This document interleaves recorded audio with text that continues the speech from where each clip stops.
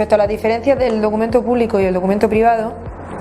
bueno, hay que tener en cuenta que en España, en nuestra legislación, rige el principio de libertad de forma. O sea, los contratos se pueden, por regla general, se pueden celebrar en cualquier forma, tanto verbal como escrita, y en la escrita tanto pública como privada. Entonces, la transmisión inmobiliaria se puede hacer, no es necesario que se otorgue en escritura pública. Lo que pasa es que el otorgamiento de escritura pública le da unos especiales efectos que hacen que sea muy aconsejable. En primer lugar, hay que tener en cuenta que los contratos, aunque se hagan en documento privado, son obligatorios para las partes. Por lo tanto, cuando vayamos a firmar un documento privado, tenemos que asesorarnos muy bien para que se defiendan nuestros intereses y para que no estemos, porque todo lo que asumamos en el contrato tenemos que cumplirlo.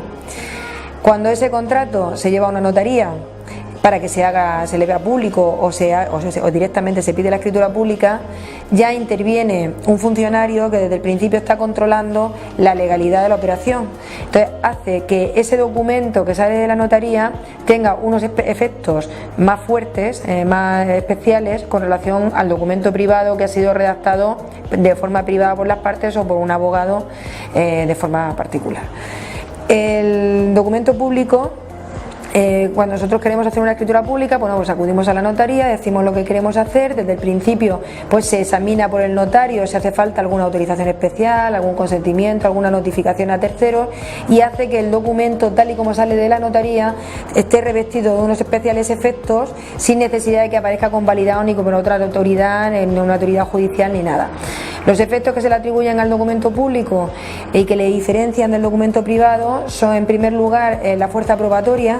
porque el documento privado tiene un valor probatorio muy limitado.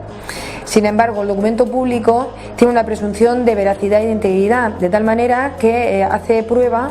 de la existencia del documento, por supuesto, de la fecha, de las partes que le han otorgado, de la capacidad de las partes que le han otorgado y de la realidad de las manifestaciones que se vierten en él, de lo contenido en el documento, de los pactos que contiene. Como consecuencia de su presunción de veracidad, pues por la general solo los documentos públicos pueden acceder al registro de la propiedad, porque también el registro de la propiedad dota de unos especiales efectos que exige que los documentos que accedan a él solamente sean documentos que hayan estado controlados por una autoridad que tenga el control de legalidad y que estén revestidos de esa presunción de veracidad. Aparte de escribirse en el registro de la propiedad, los documentos públicos son directamente ejecutivos. O sea, todo lo contenido en un documento público directamente se puede solicitar su ejecución en un juzgado sin necesidad de pasar por un procedimiento declarativo que, sin embargo, sí es obligatorio en el caso de un documento privado. Y por último, con un documento privado no se transmite la propiedad de la finca,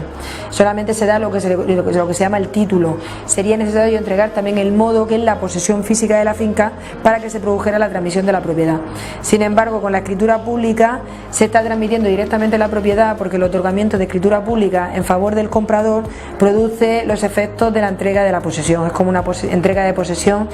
simbólica.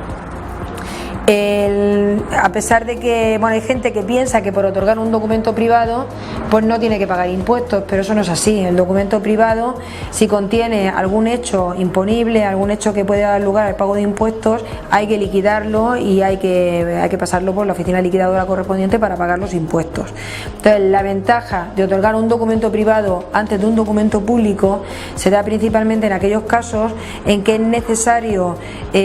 obtener algún documento o algún requisito adicional para otorgar la escritura pública, para que la operación quede perfecta. Porque, por ejemplo, puede pasarnos que queremos comprar una propiedad, otorgamos el documento privado, conformamos todos los elementos esenciales del negocio jurídico,